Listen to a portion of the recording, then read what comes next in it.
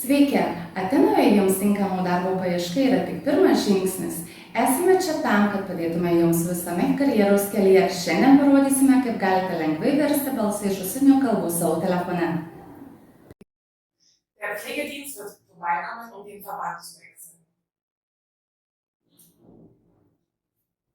Der Pflegedienst wird vorbeikommen, um den Verband zu wechseln. Štai kaip galite tai padaryti patys. Eikite į Play Store arba Apple Store ir atsisiųskite programėlę Deepal. Kai norite įrašyti savo balsą, tiesiog bakstelkite mikrofoną ir suteikite programėlę leidimą įrašinėti. Galite pasirinkti kalbos nustatymo parinkti, tačiau jei nustatysite balsų, kurį norite išversti kalbą, programa veiks geriau.